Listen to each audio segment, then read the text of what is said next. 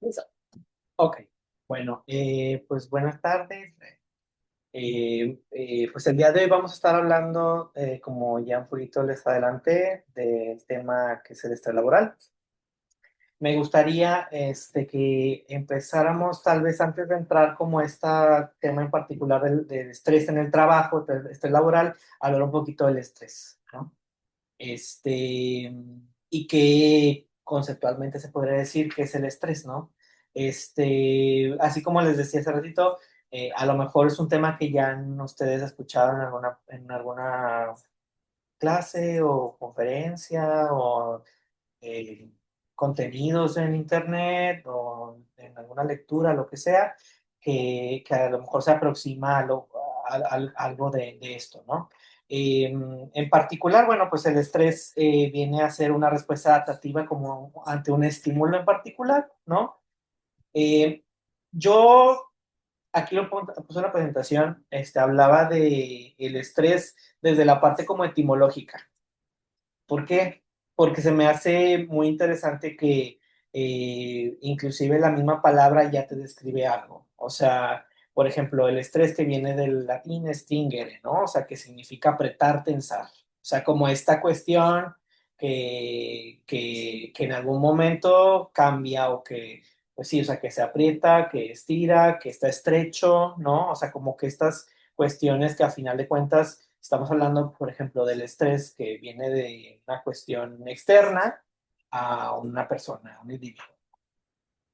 Que evidentemente el estrés a través de la historia nos ha servido, o sea, no, el estrés no es malo en sí, o sea, el estrés o los estímulos que producen esta respuesta, evidentemente por algo están, ¿no? Si hablamos temas más así metapsicológicos, ¿no? Pues el estrés es un disparador, ¿no? En este caso de una amenaza. Eh, el estrés, veámoslo como algo fundamental justamente, ¿no? Es una respuesta adaptativa, como mencioné, ante un estímulo que nos dinamiza para poder actuar ante una amenaza. Esa es la definición que yo apunté. Eh, y pues bueno, también aquí me gustaría tocar un tema de lo que es, por ejemplo, el estrés a nivel como biológico, porque al final de cuentas, pues también somos seres biológicos, nada más psicológicos. Y me encontré algo muy interesante que no lo había escuchado y lo quería compartir. Existe como una aproximación o de un estudio de una especie de disciplina que conjunta varias cosas que se llama la psiconeuroinmunoendocrinología. ¿Le suena eso? ¿No? ¿Más o menos? Lo voy a repetir porque es una palabra muy grande. Psiconeuroinmunoendocrinología. ¿Les doy una pista de qué más o menos es? ¿Qué? ¿Qué se imaginan? Pues puede ser con las segregaciones como hormonales, sí, que Ok. segrega el cerebro, ¿no? El aparato neurológico. Sí, sí, sí, sí. Sí, o sea, básicamente esta aproximación teórica va de la mano de la conjunción de todos estos factores psicológico, neurológico, habla de lo inmuno, del sistema inmune, ¿sí? Y la endocrinológico, la secreción de hormonas, etcétera. Porque antes, bueno, no sé qué tan antes en particular, habrá que investigarlo, pero se creía que solamente los estímulos respondían a ciertos factores, por ejemplo, psicológicos solamente que provocan estrés, ¿no? Y que de eso devenga solamente la intervención en base a algo psicológico, ¿no? Pero también se sabe que puede ser algo hormonal o puede ser algo también ambiental. O sea, puede haber varios factores. Entonces, esta disciplina, por así decirlo, o esta conjunción de disciplinas hace que la visión del sujeto, pues ahora, o lo que le está pasando más bien el fenómeno del estrés, sea en conjunto de todo esto, ¿no? Que esté enraizado. O sea, que está como conectado, interconectado. Este, Así es, o sea, son factores que funcionan de manera correlacionada, estrechamente. El estado mental de preocupación crónica puede hacer que el cuerpo esto lo vea como una amenaza, ¿no? Como ya lo dijimos. y se disparen cambios hormonales, síntomas que pueden inclusive desarrollar enfermedades, ¿no? Porque, pues, evidentemente eso también está comprometido con el sistema inmunológico, ¿no? O sea, un estrés crónico provoca que una persona se le bajen las defensas y a lo mejor si eso se produce en un tiempo, ¿cómo se dice? Crónico, de un tiempo, no sé, qué tan mediano, qué largo plazo, esa persona pueda justamente desarrollar esas enfermedades, ¿no?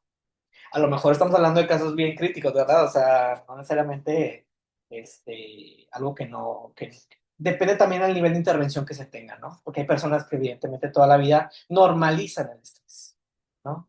Y hay otras que no, que digan, no, yo no quiero, o pido ayuda, o modifico lo que tengo, o lo trabajo. Entonces, me interesó mucho meter esta cuestión hablando también del cuerpo, o sea, de esta cuestión de que la biología evidentemente tiene un factor determinante en un grado, no completamente, ¿no? Porque pues también hablamos de que, por ejemplo, aquí quise hablar de un ejemplo, el cortisol, por ejemplo, que, no sé, eh, bueno, un ejemplo que leí por ahí era de que si tú vas a un banco y de repente tú estás en tu rollo, ¿no?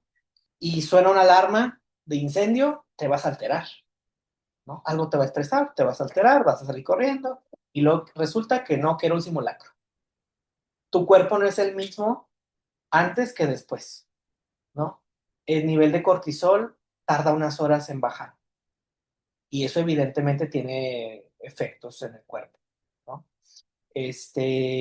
O también, por ejemplo, otras hormonas como la oxitocina, que es la hormona del amor, o la dopamina, todos esos tipos de factores tienen efectos en el cuerpo y evidentemente también en las sensaciones o en los pensamientos en algún punto.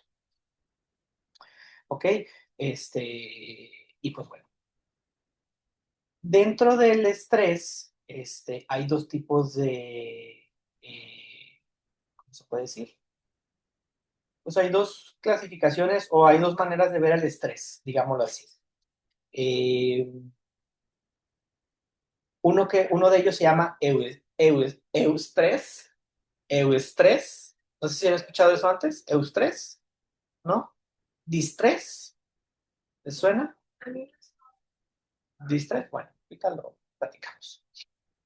El eustrés y el distrés son dos tipos de estrés que tienen como, ahora sí decirlo, pues las diferencias entre ellos es que, por ejemplo, el eustrés se le llama un estrés como equilibrado, ¿no?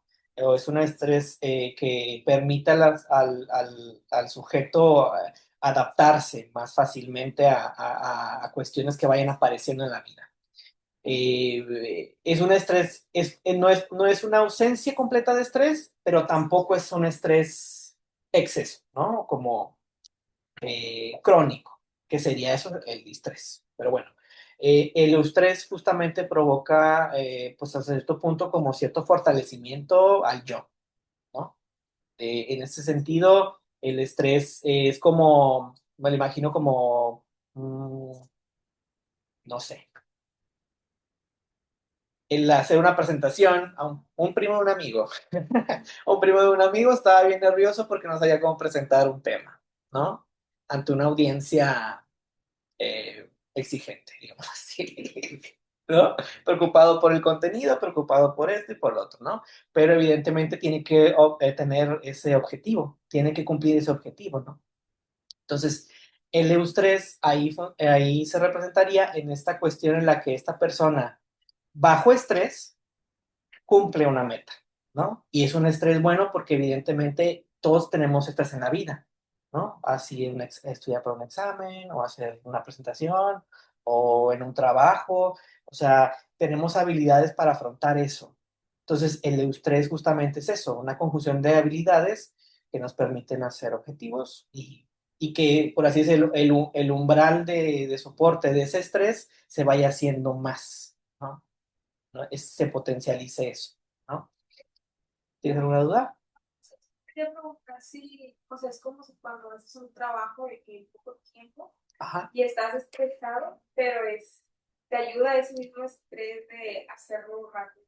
Sí, o sea, que te motiva el tiempo, que te motiva la actividad, o que en este caso, pues a lo mejor algo de trabajo o el aprendizaje, etcétera, tiene que haber cierto estrés, tiene que haber cierto estímulo, siempre. El estrés nunca va a desaparecer, ¿no? Y pues bueno, en contraparte, el distrés, lo que en este caso sería como lo problemático, o en ese sentido, aquella formación del estrés que se tendría que trabajar o intervenir, es justamente el distrés porque representa montos excesivos, ¿no? El mal estrés también se le llamaría al distrés. Inclusive la palabra ahorita que lo estoy diciendo, en inglés distress, como angustia. No he escuchado como que damsel in distress, así como que la damisela en peligro, ¿no? Como el distress, bueno, me resonó ahorita, lo digo, como en angustia, como crónico, como medio vulnerable, ¿no? Que vulnera en este caso, pues, se podría decir que a la persona, ¿no? Que lo vive. Provoca respuestas que se traducen en síntomas físicos y psicológicos, ¿no? Eh, y muchas veces no tiene que ver con el estrés, sino con el exceso del estrés. O sea, como lo dije, pues, a nivel crónico, ¿no? Y pues bueno, esto tiene que ver con la mala, la nula gestión de ese estrés. Y por lo general, las personas que viven este tipo de estrés crónico o distrés adoptan o llegan a adoptar conductas dañinas, ¿no? Como el tabaquismo, como el alcoholismo, como, ¿qué se puede decir? El consumo de sustancias, drogas, para tratar de adormecer lo que siente, lo que vive, ¿no? Tratar de adormecer el malestar o hacerlo más llevadero, ¿no? Este, y eso se vuelve un consumo problemático y evidentemente eso golpea todas las esferas de una persona. ¿Ok? ¿Alguna duda? ¿Comentario? ¿Curiosidad? ¿No? Ok. Desencadenantes del estrés. Yo aquí puse en la presentación de que el estrés por algo está, por algo aparece, ¿no? A lo mejor ya desde el punto de vista como clínico, ¿qué nos dice? ¿No? Eh, y por ejemplo, yo aquí puse 4 esferas que me parecen como que las más que me ocurrieron y que evidentemente también lo adapté un poquito al contenido que vi. Los conflictos con otras personas, por ejemplo, conflictos constantes con familia, con pareja, con amistades. En un momento vamos a hablar también del trabajo, o sea, conflictos con las personas que están en esos contextos de la persona que provoquen en eso un estrés o un exceso de estrés, ¿sí? Evidentemente, si te peleas todo el tiempo con tu mamá o con tu papá o con tu pareja, pues uno va a generar, pues sí, muchas cuestiones pues de estrés que nos van a golpear anímicamente, ¿no? O como lo platicamos, también a nivel como biológico, estar tanto en ambientes también que provoquen ese tipo de cuestiones, pues a nosotros nos daña. Aquí, como lo mencioné, también el trabajo está como una de estas esferas, ¿no? O avatares de la vida o eventos. Yo le puse eventos porque avatares suena como, eh, sí, o sea, cosas que te aparecen en la vida, ¿no? Todo aquello que salga de nuestro control, puede ser inclusive cambio de ciudad, cambio de trabajo, cambio de casa, hay gente que se estresa por cambiarse de casa, hay gente que se estresa por cambiarse de ciudad, o todas esas cuestiones, o inclusive eventos como accidentes, o eventos como que tengan impacto en el sujeto, pero que justamente sean situaciones que muchas veces aparezcan y que no tenga el sujeto mucho control de ellas, ¿no? También hablaba de, por ejemplo, la sobreinformación, que en este caso puede ser, por ejemplo, las redes sociales, que también puede provocar otro tipo de estrés, ¿no? El estrés. Somos personas que están, por lo general, hiperconectadas, y inclusive no nada más las redes sociales, sino también la información que se puede presentar en eso, ¿no? me imagino que hasta desde noticias, desde eventos sociales, desde cuestiones como de ese estilo, que puedan de alguna manera aparecer y que provocan estrés en las personas. Siento que voy a terminar hablando tanto de estrés que es una palabra que ya no quiero hablar. Es cierto. Estoy hablando, me estoy poniendo a pensar eso. Y pues bueno, hablemos de lo que nos trae acá. Después de esta introducción del estrés, el estrés laboral. Eh, ok, el estrés laboral, aquí lo definí, es ese tipo de estrés donde la creciente presión en el entorno laboral puede provocar la saturación física y o mental del individuo, generando diversas consecuencias que no solo afectan la salud, sino también su entorno más próximo, ya que genera un desequilibrio entre lo laboral y lo personal. O sea, eh, en este caso, como hablamos del estrés como un estímulo ante una amenaza, aquí la amenaza está en el trabajo, ¿no? O lo que sale del trabajo, ¿no? Eh, te habla, por ejemplo, cuando es crónico o es muy sostenido, inclusive también esto, el síndrome de burnout, por ejemplo, que evidentemente también tiene manifestaciones psicológicas, mentales, hasta corporales, ¿no? Y pues bueno, dígame. El burnout y el estrés laboral son muy diferentes. Pues sería, es que el burnout, tengo entendido, igual lo checamos. El burnout es justamente un síndrome que pues sería resultado de ese estrés sostenido que nunca se intervino. O sea, cuando ya la persona está colapsando, ¿no? O sea, bueno, cuando ya la persona tiene unos recursos muy bajos como para afrontar justamente horas de trabajo, habrá que plantear también, ¿verdad? No manches, 12 horas, 14 horas de trabajo, imagínate cómo no va a estar en burnout, ¿no? O qué pasa en el trabajo también, en las relaciones interpersonales. A lo mejor si hay temas de acoso o si hay temas de un maltrato o una indiferencia completa de los jefes o de compañeros de trabajo. Eso afecta evidentemente que eso pueda provocar que una persona llegue a un punto casi casi de truene, ¿no? De desborde, ¿no? El estrés laboral, o sea, sí, o sea, es el fenómeno, pero creo que el burnout es el fenómeno ya como crítico, ¿ya?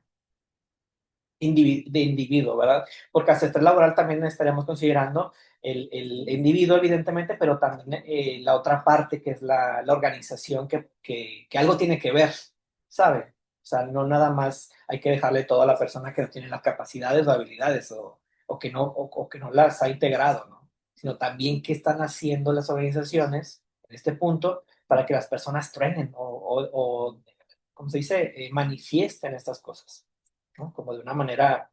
eh, por eso les hablaba hace ratito de la NOM 035, como esto de rasgos psicosociales o riesgos psicosociales, perdón, dentro de las organizaciones que evidentemente en teoría la ley ya regula.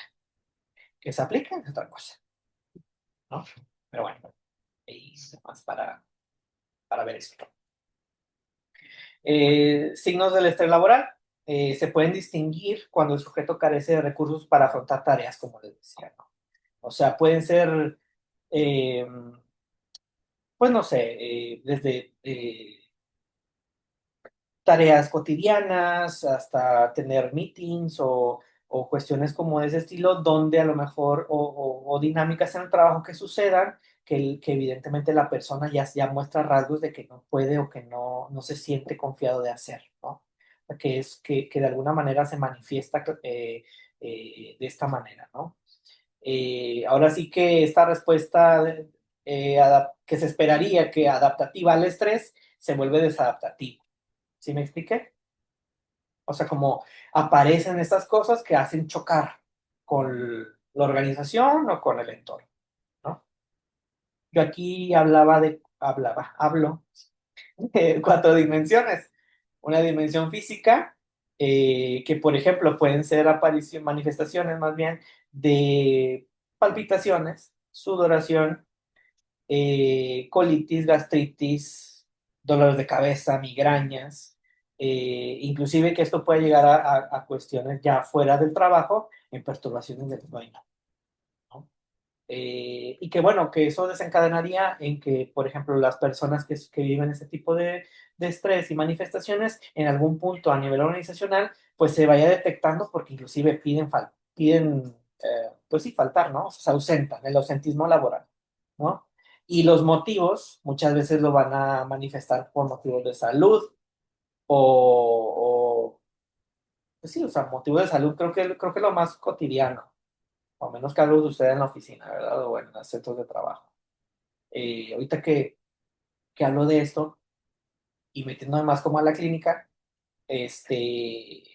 como les decía, a lo mejor no puede ser un motivo de consulta manifiesto, pero en algún momento del proceso terapéutico que tengan con ustedes, con una persona, o desde la misma entrevista, a lo mejor hay algo de eso les puede hablar. Lo que, lo que viven en su vida personal también se traslada a lo laboral, ¿no? Al menos ahorita justo cuando estaba haciendo la presentación, pensé en hablar de un ejemplo, evidentemente con toda la discreción, le abro el micrófono, perdón. O sea, con toda la discreción y todo, porque es una paciente que, digo, ya no estoy viendo, pero en algún punto la vi, que ella manifestaba, digo, también por su historia familiar y su historia de vida, evidentemente ella fue desarrollando una exigencia, una sobreexigencia a su tarea, ¿no? A sus tareas, o ella como profesional. Y ella desarrolló en algún punto urticaria, como alergias, fue al dermatólogo, el dermatólogo dijo, es estrés, ¿no? Evidentemente hay un tratamiento eh, farmacológico, o sea, como tópico y esas cosas, pero también al momento de la intervención terapéutica, pues de dónde viene tanto estrés. Evidentemente ahí también te pondrías a lo mejor a ver de manera metapsicológica por qué esta chica lo pone al cuerpo, ¿verdad? O sea, ahí me salió un poquito a lo clínico, ¿verdad? Pero O sea, sería también como si las personas que se les cae el pelo con estrés. justo, también era una cuestión que le pasaba a esta chica. Y, por ejemplo, ella a veces hasta dejaba de comer por trabajar. Entonces, era una cuestión también, evidentemente, de estructura, una chica obsesiva. Bueno, no hay estructuras cuadradísimas, ¿no? Pero pues hay rasgos más fuertes de obsesión, histeria, ¿no? Me quedo pensando porque justamente, sí es cierto, o sea, esta cuestión de que inclusive se le caía el cabello, una vez hasta sorda se quedó de un oído. O sea, este nivel de somatización, que evidentemente es otro tema, que de hecho le iba a incluir un poco, hablar un poquito de esta cuestión como sí, o sea, somática, ¿no? Psicosomática, enfermedades psicosomáticas, o en este caso padecimientos o manifestaciones psicosomáticas, pero es un tema muy aparte, es muy extenso. Pero, sí, o sea, puede ser parte de esta cuestión en la que como estas personas ponen estas situaciones que viven a nivel emocional o mental al cuerpo. Que eso es muy de la histeria conversión, ¿no? Pero bueno, pero estamos hablando de casos que llegan inclusive a lo crítico. Esta chica no llegó a ese punto, pero ya estaba empezando a manifestar. ¿Ok? Ahí Pero se me hizo puntual hablar de esto porque a lo mejor eso sí lo pueden ver en la clínica, en su práctica. Personas que somatizan, desde la colitis, la gastritis, que es lo más común, hasta cosas por el estilo como caída de cabello, urticaria, inclusive de enfermedades psicosomáticas que lo relacionan mucho al estrés, es por ejemplo el vitiligo. ¿Se han escuchado de eso? Este, Cosas por el estilo, pero a lo mejor es un tema muy aparte porque también tiene más profundidad. Pero bueno, hay un chilis, ¿no? De eso. Y pues bueno, síntomas emocionales que evidentemente esos se manifiestan como por ejemplo pensamientos negativos, ansiedad, irritabilidad con el otro, un malestar anímico. Estamos hablando de personas que evidentemente están viviendo, ¿no? Este tipo de balances emocionales dentro del trabajo, ¿no? Eh, Tal vez me regrese a este punto en otro momento. Entonces, también una dimensión cognitiva, una dificultad para concentrarse, una decisión, una toma de decisiones o batallar en hacer tomas de decisiones o hacerlas, o ¿cómo dice? Se me lengua la traba. Una toma de decisiones deficiente. O, pues sí, o sea, que a lo mejor no era lo más indicado en el momento, ¿no? Y que tiene que ver, a mi punto de vista, con cuestiones también de, por ejemplo, de perturbaciones que vienen inclusive desde atrás, por ejemplo, el sueño. Una persona que tiene perturbaciones de sueño no va a responder igual ante el estrés, ¿saben? O sea, imagínate que es una persona que no ha dormido bien en 2 días y que le duele acá la espalda y que, yo qué sé, lo primero que se tope, va a haber un conflicto, ¿no? Va a haber una reacción, ¿no? Ya sea también por estas cuestiones de sobrecargas de trabajo o porque inclusive no nada más es una cuestión de sobrecargas, también puede ser porque a lo mejor no tienen las habilidades para responder ante el trabajo, pero tienen que cumplir, ¿no? Y eso sí se me parece que muchas veces son ignoradas las empresas. Como rasgo, como dato, yo trabajé en empresas de recursos humanos, entonces sé un poquito de esto de primera mano. Y pues bueno, a veces la persona de recursos humanos no puede hacer mucho porque está atado por el presupuesto de la empresa y estructura y director de recursos humanos no le da importancia a eso. A veces uno se pelea ahí. Pero bueno, y bueno, la dimensión social que se puede manifestar claramente en aislamiento, al entorno familiar, al entorno de amistades, con la pareja, en algunas redes de apoyo, ¿no? Eh, Cuestiones como, por ejemplo, de personas que son muy irritables en cuanto a la socialización, ¿no? O que tienen poca tolerancia al otro, ¿no? En estrés crónico, nuestro sistema de socialización se desactiva, ¿no? Pues uno no está pensando en socializar. O sea, en ese tipo de momentos tal vez de estrés tan álgidos, pues uno no va a pensar tal vez en socializar, ¿no? Tal vez uno pensaría en acabar la actividad y vámonos, ¿no? O así, ¿no? Como alejarse lo más que se pueda de la amenaza, porque recordemos esto, o sea, lo que pasa en el trabajo es visto como una amenaza. ¿Ok? También tomo aquí el agua. Hmm. Causas o factores de riesgo. Todavía tenemos tiempo, ¿verdad? Creo que sí. ¿Cuánto llevamos? 40 minutos. No, no me parece contado. Ah, bueno, está bien, pero mientras no se pare, va. Bueno, causas y factores de riesgo. En este caso, ¿qué provoca ese tipo de manifestaciones que las que hablamos anteriormente? Como les decía, demandas de trabajo excesivas. Eh, Me ha tocado, inclusive, a gente que ha venido solicitando terapia, ajá, que, por ejemplo, no pueden venir de lunes a sábado hasta el domingo, ¿no? Porque trabajan. O inclusive el domingo a cierto horario. Y es de que, pues, no, o sea, no podemos darte un espacio en esos espacios, ¿no? Una cita en esos espacios, ¿no? Pero justamente de ahí de entrada sabemos que la persona que sacó cita o intentó sacar cita hace unas semanas justamente no se le pudo dar, pero es una persona que probablemente también tiene una cuestión ya muy adaptada del estrés, del trabajo, etcétera, que no tiene tiempo ni para venir una hora aquí, ¿no? Demandas excesivas de trabajo, ¿no? Como que son realidades que al final de cuentas eh, a veces uno como psicólogo va a escuchar. O sea, realidades que a lo mejor no estamos acostumbrados, que pues sí pasan, ¿no? Inclusive ahorita que digo eso, también me pongo a pensar que muchas veces esas causas o factores que desencadenan, ¿no?, las manifestaciones de las que ya hablamos, muchas veces no son solamente cuestiones de la persona, a lo mejor sí son reales.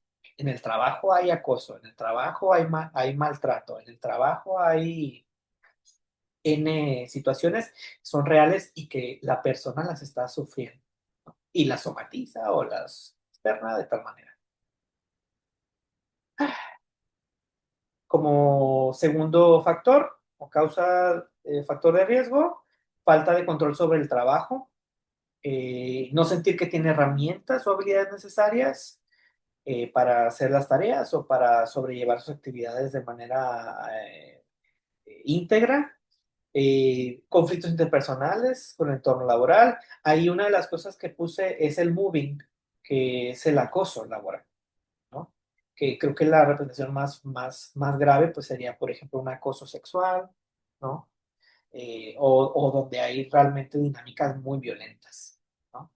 Que eso evidentemente trastoca a las personas y que pues no puede hacer uno mucho, ¿no? Como en el consultorio, ¿verdad? A lo mejor lo que se podría hacer es justamente advertir que ese tipo de cosas le está afectando más a la persona y que tendrá que considerar hacer cambios a ese nivel, ¿no? De trabajo, que es muy complicado, evidentemente, porque también no vivimos como en un mundo donde haya trabajo a la vuelta de la esquina. Pues va a haber situaciones en las que puedan topar de ese estilo, que son más reales, ¿no?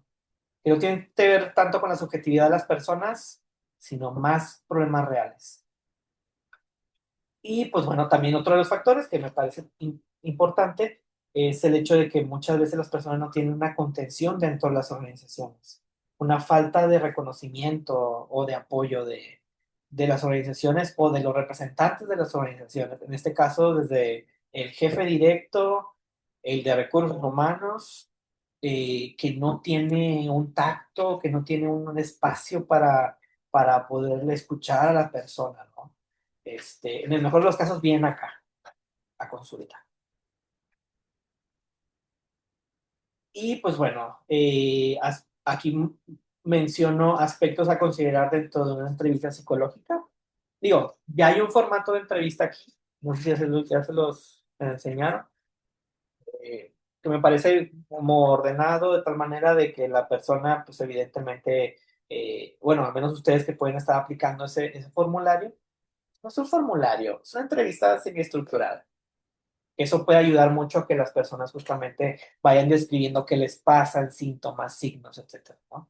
En este caso, pues yo insistiría, cuando ustedes escuchen que el motivo de consulta puede venir de todos, pero en particular hablando del estrés laboral, dirigirlo a, por ejemplo, de cuánto tiempo tiene así, ¿no?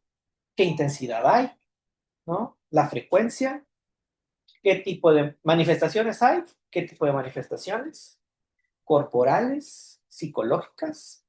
Hablando de las manifestaciones psicológicas, también tal vez darle una preponderancia a lo simbólico que eso puede representar, ¿no? Esas manifestaciones psicológicas, sensaciones, ¿no? Eh, y pues bueno, o sea, aquí puse 4 preguntas, pero pueden ser miles, ¿no? Eh, ¿Cómo describirías un nivel de estrés en el trabajo? ¿No? Que la persona puede explayarse de esa manera. ¿Cuáles son los detonantes? ¿Son personas? ¿Son situaciones? ¿Qué pasa? Y pues bueno, principales dificultades que enfrenta en su jornada también podría ser. ¿Cuáles son las dificultades y qué lo motiva o qué lo desmotiva en este caso, ¿no? O que no qué es lo que le impide, ¿no? Y pues bueno, también preguntar si en algún punto siente que tiene el control sobre sus tareas y responsabilidades. Insistí en esa porque creo que muchas personas a veces no son conscientes de que si realmente tienen las habilidades ¿cómo se dice? O el control de lo que están haciendo.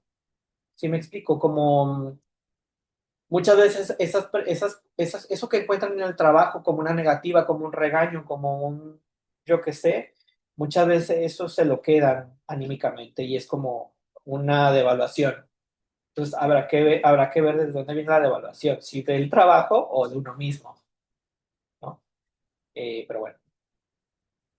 Y pues bueno, nada más comentar que, por ejemplo, haciendo el énfasis en lo que mencionaba de la norma 035, por ejemplo, que es la vigente en México, si en algún momento la quieren leer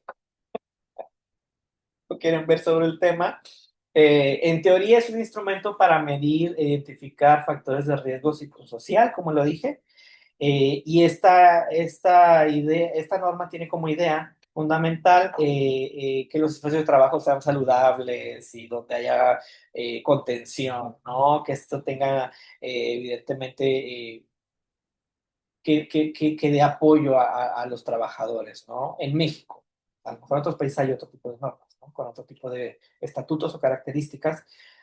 Pero fíjense lo que les decía hace ratito, a lo mejor esto existe y esto está como en la ley, pero no todas las empresas aplican eso como lo sugieren, porque esto cae en sugerencias. Y a lo mejor habrá empresas que sí le inviertan lana en talleres de manejo del estrés, o talleres de manejo del tiempo, o talleres de mindfulness, que está más en boga. Eh, pero también vamos a pensar, imagínense una persona que es, no sé, un operario, y le metes cursos o sea, que una persona operaria de que, no sé, 12 horas de friega, ¿no? En tu trabajo, en condiciones no muy óptimas, ¿no?